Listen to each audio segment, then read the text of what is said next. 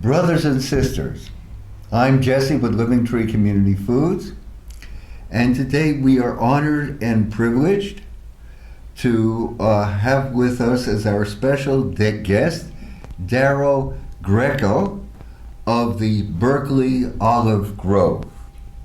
And the Berkeley Olive Grove is almost an institution here in California. It was founded, as I understand, just about 100 years ago or so. In 1913. In 1913. And my first question, Darro, and we're very, very privileged indeed to have you here. Thank you. And to have the privilege of speaking with you. My first question is, why is your grove, which is over 150 miles east of Berkeley, why is it called the Berkeley Olive Grove? Because it was created by professors from the University of California, and they named it the Berkeley Olive Grove, and they formed what they called the Berkeley Olive Association. And this grove, now being historic, it's eligible for the state and national registries of historic places as the Berkeley Olive Association District. And it is also so special that there is what's called a unique agricultural overlay for that area, so that we can provide as an educational piece for the public. People can experience traditional agriculture, which is being lost very quickly now. Most things are commercial and industrial and done in a very different way. That's so true. That's so true. Well, first I would like to ask, in what year was the grove established? In 1913. In 1913. It was, the property began to be developed in 1911 and 1912, but the trees were planted in the spring of 1913. Just exactly a year before the First World War started. Or so it seems. Boy, oh boy, see, this world is going in so many diverse directions at the same time. Yeah, but now we are hopefully saving the world, because this is an example of traditional agriculture, which is ever more important for us to relearn about. I'm so glad you mentioned that, because I read in the newspapers how family farmers are becoming an extinct species. And they say, and I've cited this time and again, that in 1935, something like there were nearly 6.87 million family farms, and now that has been reduced to less than 2 million, and something like 330 family farmers are leaving the land every single week. So this is very, very tragic indeed, and it gives us so much pleasure to see you bucking the trend and to showing that family farming may still be meaningful and viable. There are some younger people that are rekindling this interest. Maybe more in Europe than here, I don't know. And it might be easier in Europe because the farms are smaller. But fortunately, there is an interest, and ever growing. And when the environment is challenged more and more, and when policy is changing rapidly, the people that have an interest, a consciousness directed toward the natural way things should be grown and so forth, they become more dedicated, I think. And I am surprised to some extent by nearly everyone that I talk to who calls me on the phone for some reason or another. I ask them how they found us and why they selected us.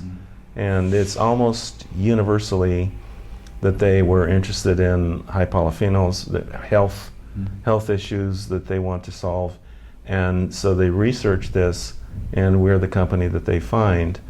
People are aware of the fact that natural food is important. You know, let thy food be thy medicine. Wonderful.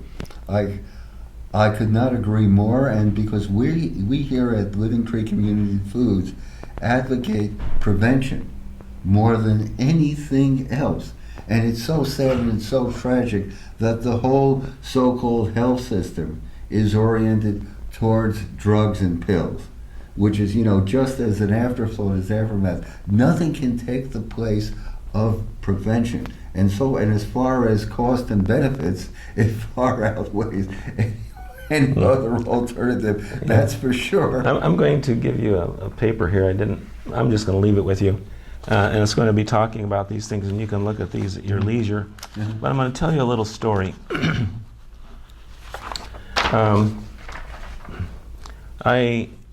In my whole life, in my family too, didn't go to doctors, never used medicines. And about 10 years ago, I took a tumble off a tractor. And it's about a 5-foot fall to the ground. Caught my weight to some degree with one foot, fractured my big toe in a couple of places. But it was basically like a belly flop, but on my side to the ground from 5 feet. This ended up in very, very serious blood poisoning. And when it was all over, and it was probably because the jolt was so impactful that how things transfer normally through cell walls and so forth was changed by that jolt. It ended up when I got out of the hospital, they said that there was a 50-50 chance of surviving this. And for the first time in my life, I was prescribed some medicines. And I took them for years and years and years, and it actually, I was thinking that because this was so serious and a problem, an injury, that I was just taking a long, slow recovery.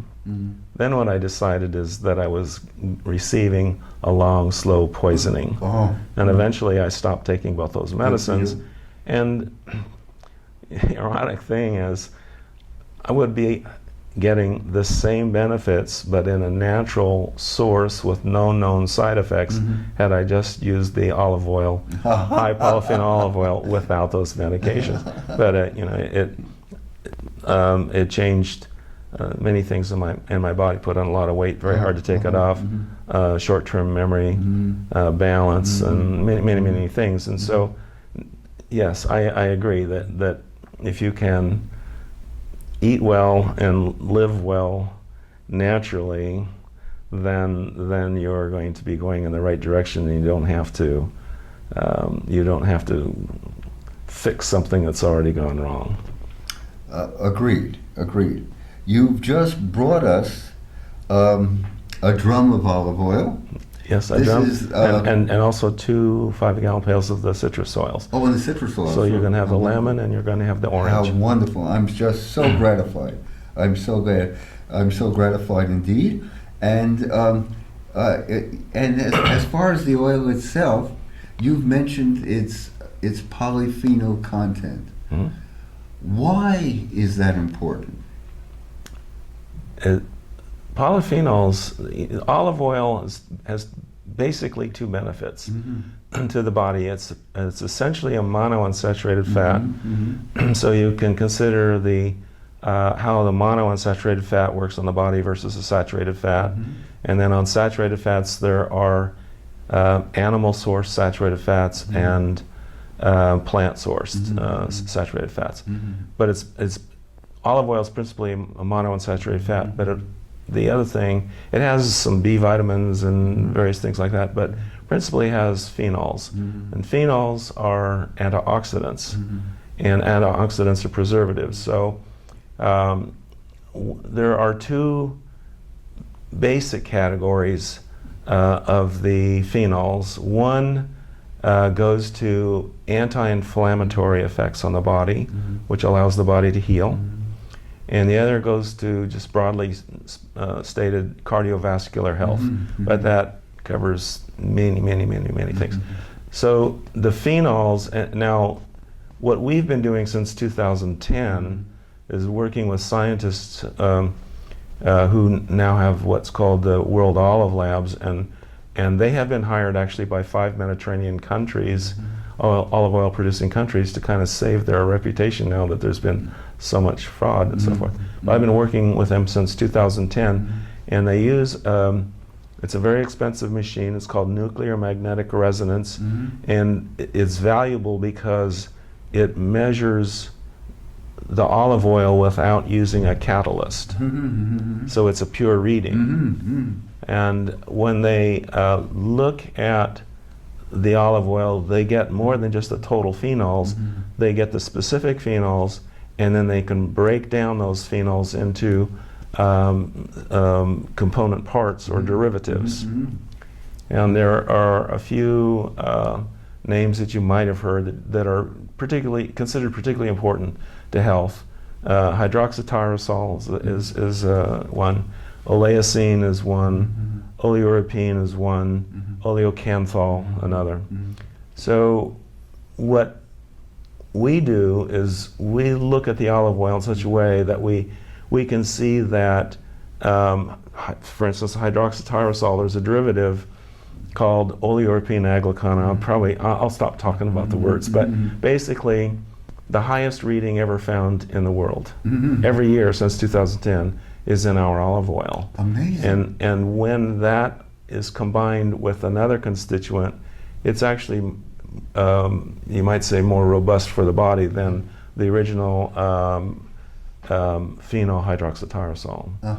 So we delve in as much as we can, and this is really just the beginning. I mean, this is pioneering days to figure out what really makes what and how you get more of what you want.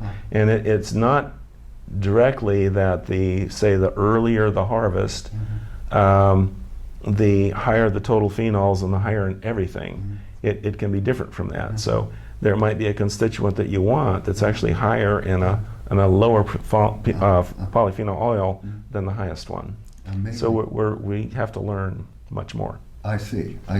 Well, just to a simple-minded person like myself, in the oil that you have just brought us, our heritage olive oil. Yes.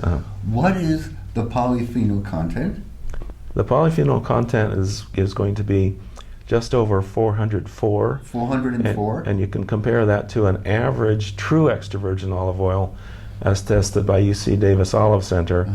And rather than 404, the average is 222. Oh, 222. So it has nearly double the polyphenol content of your average oil out there. Yeah, easily 1.5. Sure, it's way up there. Between 1.5 or 2 times the polyphenol content of most other olive oils. Right, and there's another thing I'd like to add here, which is that there is also the stability of the olive oil, the stability factor, and we measure a number of things. We measure free fatty acid peroxide values and several ultraviolet absorbencies.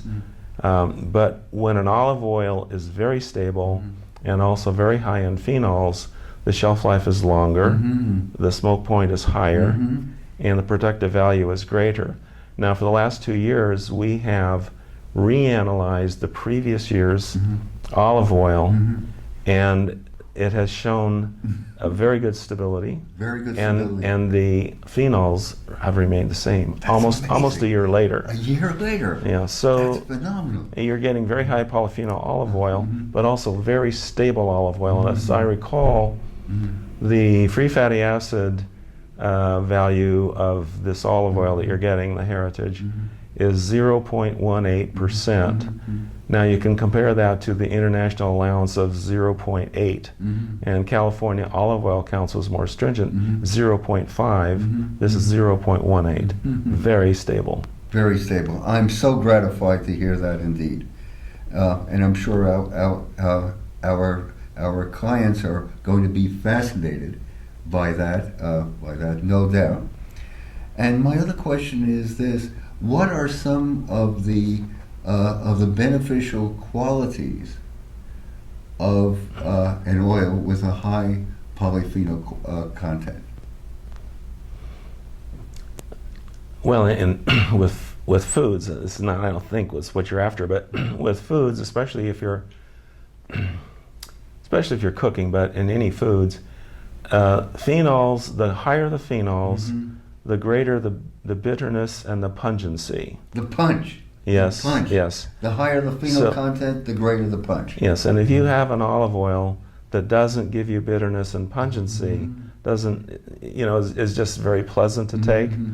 It's just an oil, essentially, low phenols. Right. So it's pleasurable to eat, but it's not doing your body that much good. The phenols are what you want. Now you can consider also, though, that this bitterness and the pungency that you're getting from the phenols, it would be a little. It's a little like adding salt or pepper or some spices or herbs to your food. It gives punch to the flavor, enhances the flavor. So that's a nice thing. That's wonderful. I'm so glad. I'm so very, very glad. From a health standpoint, there are many things, but I'd really rather you read that and post it.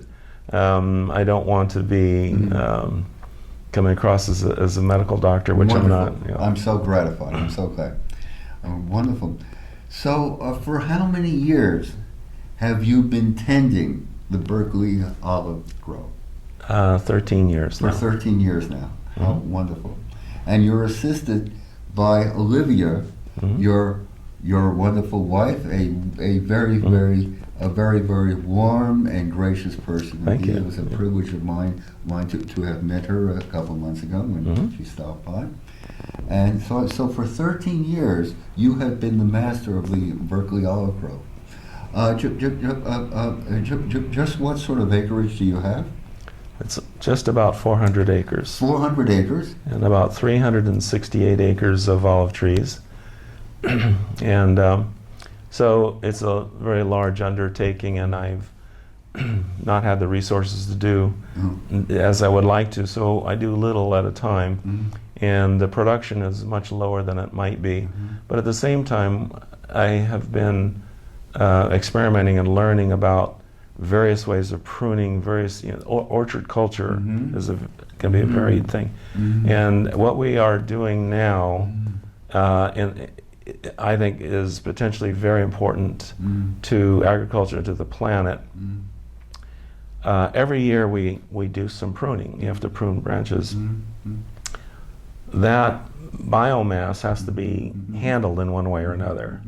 In the old days, we would burn it, so you'd end up you start with a big pile of wood and end up with a small pile of ash. And what that means is that it's polluted the atmosphere, but all of that carbon, except for what's remaining in the ash, has gone into the atmosphere.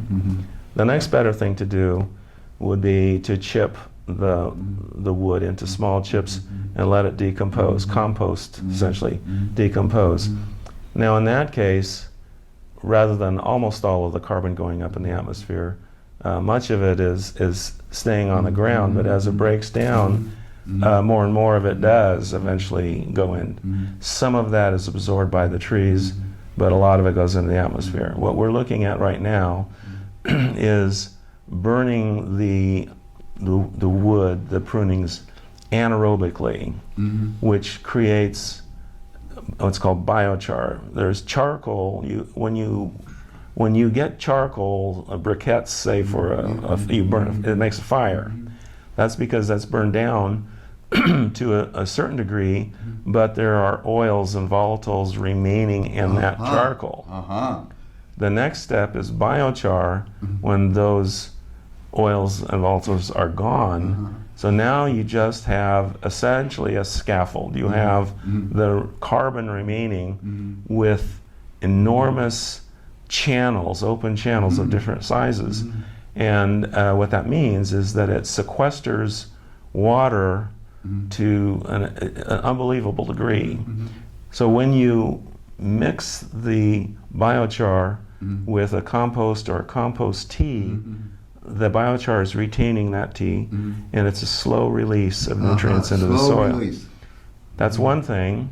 Another thing is that because it sequesters moisture so well, it's theoretically anyway going to reduce the water needs because the groundwater will not evaporate through that as readily. And water is more scarce and more expensive, so that's that. And then the final and very important aspect is that the biochar, once it is created in biochar and laid on the ground, that's carbon. It started from the ground and staying on the ground. It'll be there for 1,000 years. It won't go into the atmosphere. I'm so glad. I'm so gratified. So these are new things that we're learning. So much sense. You mentioned water. Where does the water come from for your trees? How is it brought to your trees? Well, we are, I think, in a unique location, the terroir. We are at the base of Table Mountain, which is an ancient lava flow. We don't even know where it came from, really. But it's we're at the lower end of the escarpment on the west side. And when I dug down with an excavator, I found 2 strata of moisture in the ground. The upper one, I think this is coming down from Table Mountain, like a spring, you know. And the upper one is shallow enough that the tree roots can access that moisture. Now the other thing is our trees, we're dry farmed or rain irrigated, so our trees get whatever they get from subterranean sources and then from rain. From subterranean sources and from rain. So good. So the water that you use is as natural as can be.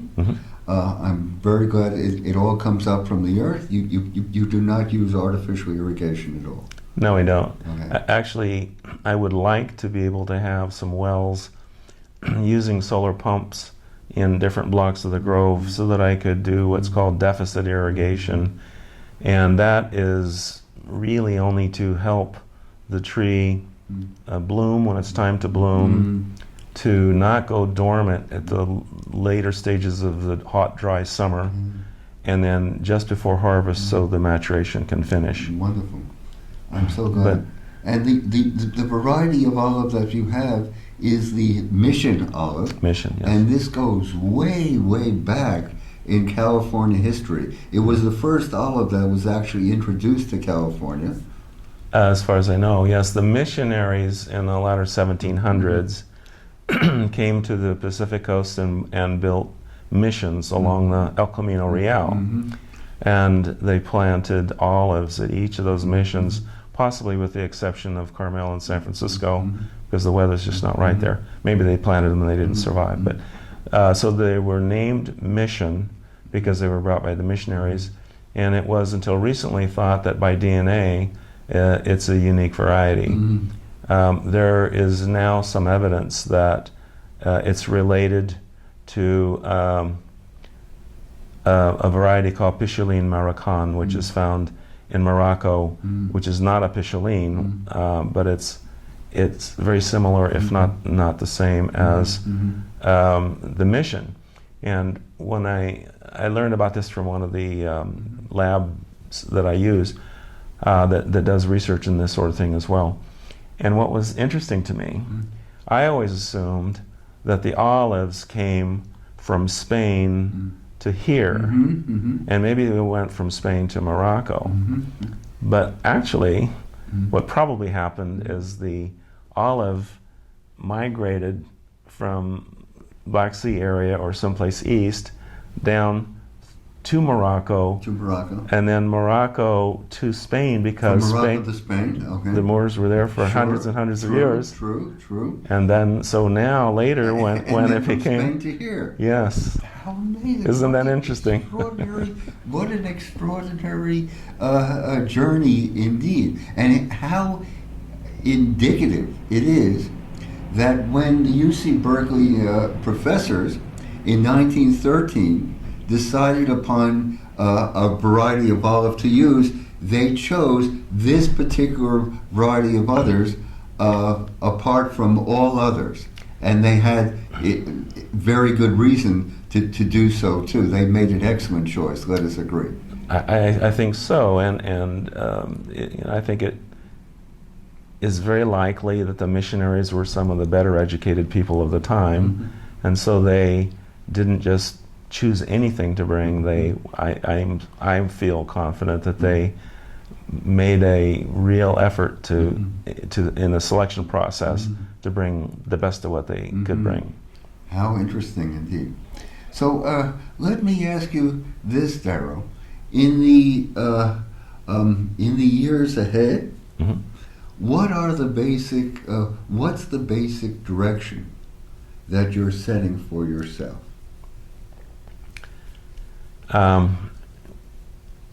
The first thing that I would like to do is to have a mill facility on site, and a specialized mill, a special mill that would allow me to mill small batches of olives. And when I can do that on site, then I can begin to learn about the specific olives from different parts of the grove at different times, different trees. And then also we have over 80 volunteer trees along the perimeter of the grove. These volunteers grew from mission seeds, but when you plant an olive seed, it doesn't come back true to type. It reverts to something else. Sure. So each of these, and an olive is theoretically a shrub, actually. It begins as a shrub. Each of these trees, even though they're right next to each other, they're different from each other. They're all unique. Yeah. How exciting. Yes. And now there are a couple of interesting things. One is, well, just the one. Several years ago, it's actually the person who has, I think, principally responsible for developing the Aristolea olive oil competition on the island of Cyprus, which is focusing on the health value of olive oil as opposed to culinary. But he visited us for 2 days a number of years ago. He went back to Los Angeles, and then he came back for a week because he was trying to find the best olive oil in the world. And he came back for 5 days, so that was good. But we were walking along. This was well after harvest time, and we found a tree that he tried the olive, and he told me there's an area in Greece, it's a very northern part of Greece, called Thassos, and there is a variety there called Throuba. I don't know if I'm pronouncing the Greek words properly, but this is a highly prized olive that they let ripen on the tree, and then they use it directly without curing. And when he tried the olive from this particular tree, he said, "This is better than Throuba." So I had it DNA tested, and there's no match. So I might have a unique tree to propagate that could be providing something really wonderful in the future. So these are the sorts of things I'd like to do. I'd like to have a small mill so I can begin to actually learn more and more about the olive oil and what we can do to make ever better olive oil, and then learn what is available there naturally right now. For instance, this tree, and there are many others. Learn about the biochar and learn there, when we have challenges, as the environment does right now, there can be serendipity in being forced to try something new. And if you think about it, the oil content in an olive is roughly between 12 and 25%. The rest of that olive is waste, has been waste product. But I think we know how to find greater value in the waste product than there is in the oil. How exciting. So we can be looking at superfoods and other products that have otherwise been just thrown away as waste. Right. One of the things that we do here now is we sell olive leaves to 3 companies that use the olive leaf for olive leaf tincture. And they're ecstatic to get these olives because we're the only source that they have, I think, in the United States. But it's it's local for one thing, it's organic, but it's so superior to what's coming over from probably North Africa or the Middle East, which would be old and dried and maybe picked off the ground or something, that they're just very, very pleased with the product. And And one time they called me up after they made the tincture, olive leaf tincture from the batch, and they said, "This is coming out as iridescent green. Tell me what this is." So it's just, higher quality is higher quality. Eventually the iridescence went away, but it's so anyway, we're looking for more uses, good uses, beneficial uses of the product that's there, and then what else is, how can we return to the land what came from the land, so that we are continuing the health of the land. On that note, we were talking about biochar a little while ago. This is in my grove is no-till. We don't till because just as there's life above ground, there's life below ground. Yes, yes. And I want to be able to enhance that life. That life supports the root system, which supports the olives, which produces the food that you're consuming. How wonderful indeed. I think that what you're doing sounds so ecological and so attuned and in tune with natural forces that I'm very, very deeply impressed indeed. And of course, tasting is believing. The olive oil that you produce, which I use almost every single day on my salads and whatever, is certainly life-giving, energizing, and enhancing indeed. It's a privilege. It's a privilege, Darro. Thank you. To be able to speak with you here in Berkeley, to be able to speak with Darro Grieco, the master of the Berkeley Olive Grove, founded in 1913 by UC Berkeley professors. It's been very instructive indeed, and I want to thank you, and thank you especially for the work that you're doing, which is for all of us, for every single one of us here, and for future generations as well. Thank you so much. Thank you. I'm pleased to be here. A privilege indeed. Thank you.